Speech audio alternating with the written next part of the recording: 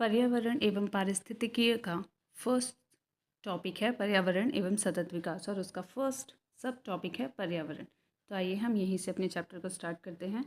पृथ्वी पर पाए जाने वाले भूमि, जल, वायु, पेड़ पौधों एवं जीव जंतुओं का समूह जो हमारे चारों ओर है, सामूहिक रूप से पर्यावरण कहलाता है।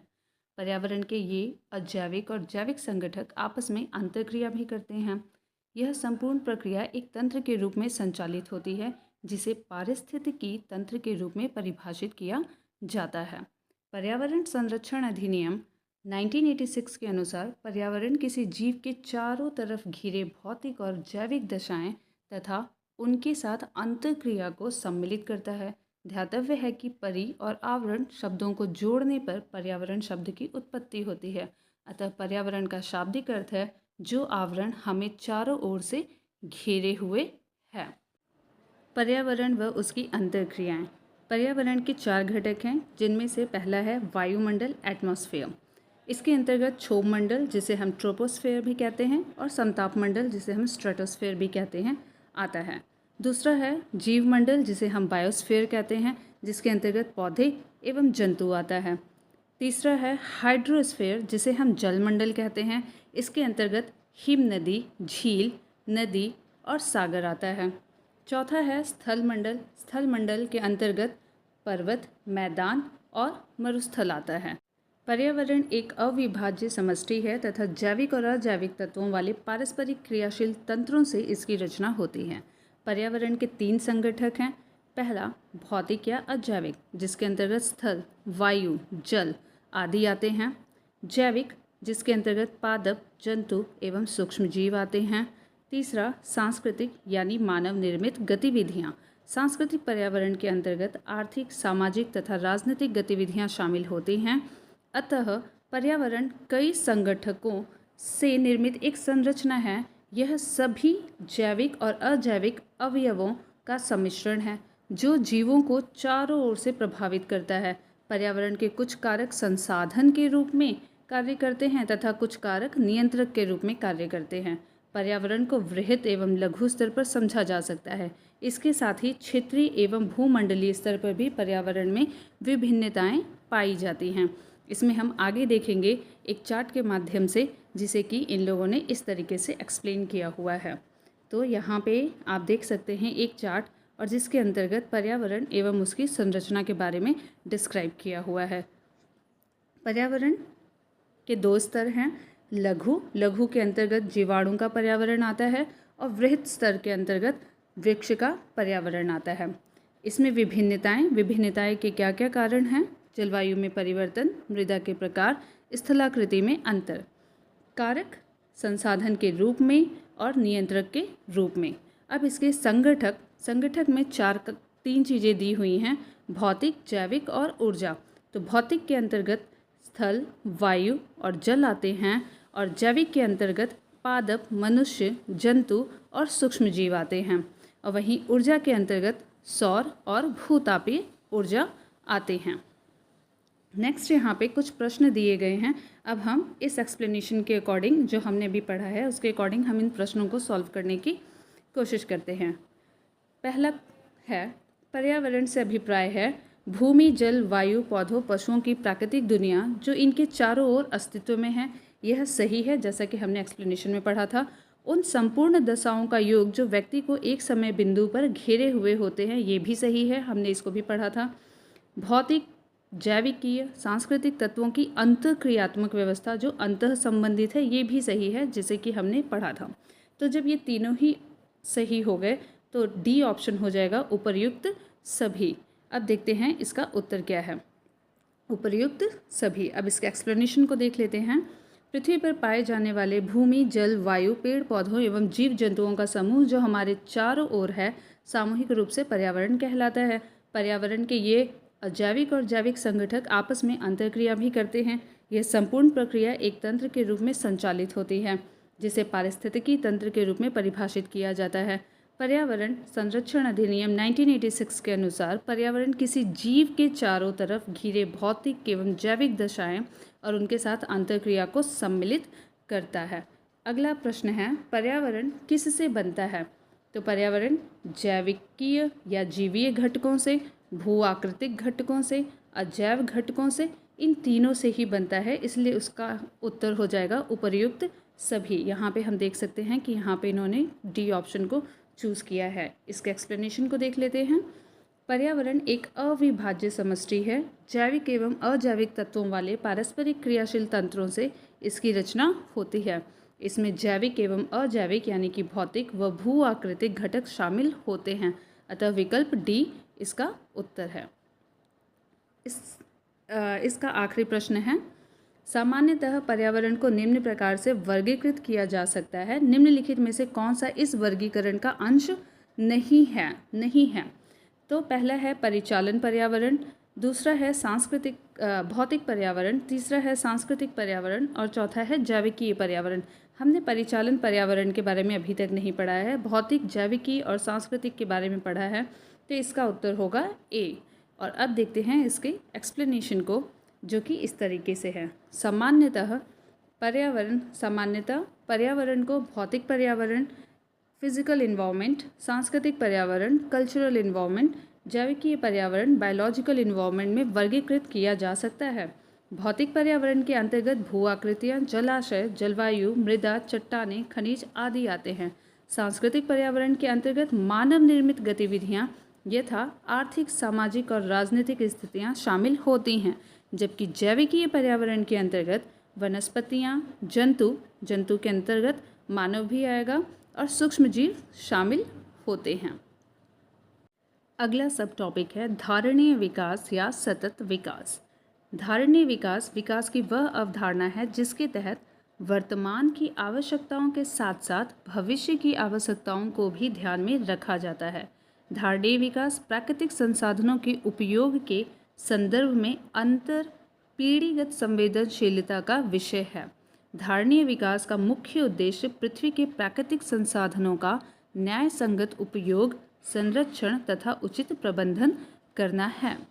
ध्यातव्य है कि इस शब्द की व्याख्या 1987 में world commission on environment and development WCED ने अपनी रिपोर्ट अवर कॉमन फ्यूचर में की थी। वर्ष 1992 में आयोजित पृथ्वी सम्मेलन में घोषित एजेंडा 21, जिसे कि रियो घोषणा भी कहते हैं, में इसके प्रति पूर्ण समर्थन व्यक्त किया गया था।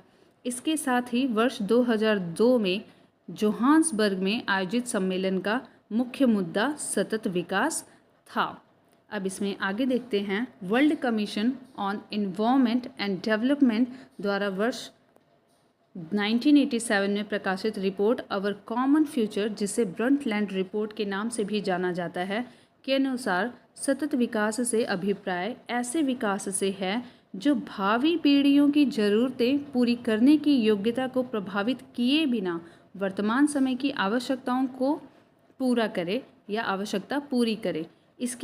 इसका तात्पर्य है कि मानव समाज का सतत भविष्य तभी सुनिश्चित हो सकता है जबकि आर्थिक गतिविधियों और मानव कल्याण के समर्थन हेतु आवश्यक जैव भौतिकी और सामाजिक परिस्थितियाँ पीढ़ी दर पीढ़ी पोषित एवं संरक्षित की जा सकें। सतत विकास के लिए जैविक या जैव विविधता का संरक्षण, प्रदूषण का निरोध, नियंत्रण एवं निर्धनता घटाना सभी आवश्यक हैं। प्रकृति की अपनी सुंदरता है और अपनी सीमाएं हैं, अतः हमें चाहिए कि पहले हम प्रकृति को समझने का प्रयास करें, उसके बाद अपनी विकास नीतियों का निर्धारण करें। अतः आर्थिक विकास और पर्यावरण सुरक्षा के मध्य एक वांछित संतुलन बनाए रखना ही टिकाऊ विकास या सतत विकास है। टिकाऊ विकास की जो अनिवार्य शर्तें हैं वे सूचनाओं की उपलब्धता पर आधारित हैं और यही हम नीचे टिकाऊ विकास हेतु आवश्यक सूचनाओं को देखेंगे, जिसमें कि पहला है पर्यावरण से संबंधित सूचनाएं, और पर्यावरण से संबंधित सूचनाओं के अंतर्गत आते हैं जैविक अधिवास से संबंधित, प्राकृतिक संसाधन से संबंधित, पर्यावरण के आधारभूत कारकों के संदर्भ में, और आखिरी है वर्तमान पर्यावरण की स्थिति। उसके बाद दूसरा आता है मनुष्य व उसके क्रियाकलापों से संबंधित सूचनाएं, जिसके अंतर्गत पहला है जनसंख्या वृद्धि दर, जनसंख्या का आकार, विभिन्न संसाधन व खाद्य उपलब्धता, गैर अनिवार्य संरचनात्मक सुविधाएं, औसत जीवन स्तर तथा प्रति व्यक्ति आय, और आखिरी है तकनीकी स्तर। उल्लेखनीय है कि ये सूचनाएं सुदूर संवेदन तकनीकी, सांख्यिकी विधि और भौगोलिक सूचना तंत्र व पर्यावरण सूचना तंत्र इत्यादि तरीकों से प्राप्त की जाती है। इन प्राप्त सूचनाओं के आधार पर अनुकूलतम स्तर का निर्धारण किया जाता है, फिर विकास की योजनाओं की रूपरेखा तैयार की जाती है। अब इसी के आधार पर हम कुछ प्रश्नों को देख लेते हैं। नीचे दो कथन दिए गए हैं, जिनमें एक को कथन ए और दूसरे को कारण आर कहा गया है। सतत विकास मानव समाज के कल्याण हेतु महत्वपूर्ण है, यह सही है। सतत विकास से अभिप्राय ऐसे विकास से है जो भावी पीढ़ियों की जरूरतें पूरी करने की योग्यता को प्रभावित किए बिना वर्तमान समय की आवश्यकता पूरी करे, और इसका कारण भी सही है। तो इस हिसाब से हमारा उत्तर हो जाएगा ए और आर दोनों सही हैं, और आर कथन ए की सही व्याख्या करता है, तो इसका उत्तर ए सही हो जाएगा। आइए हम इसे आगे देखते हैं। ए जो कि उत्तर सही है। अब इसका एक्सप्लेनेशन को देख लेते हैं। World commission on environment and development WCED द्वारा वर्ष 1987 में प्रकाशित रिपोर्ट अवर कॉमन फ्यूचर, जिसे ब्रंटलैंड रिपोर्ट के नाम से भी जाना जाता है, के अनुसार सतत विकास से अभिप्राय ऐसे विकास से है जो भावी पीढ़ियों की जरूरतें पूरी करने की योग्यता को प्रभावित किए बिना वर्तमान समय की आवश्यकता पूरी करे। इसका तात्पर्य है कि मानव समाज का सतत भविष्य तभी सुनिश्चित हो सकता है जबकि आर्थिक गतिविधियों, मानव कल्याण के समर्थन हेतु आवश्यक जैव भौतिकी और सामाजिक पारिस्थितिकीय परिस्थितियाँ पीढ़ी दर पीढ़ी पोषित या संतृप्त की जा सकें।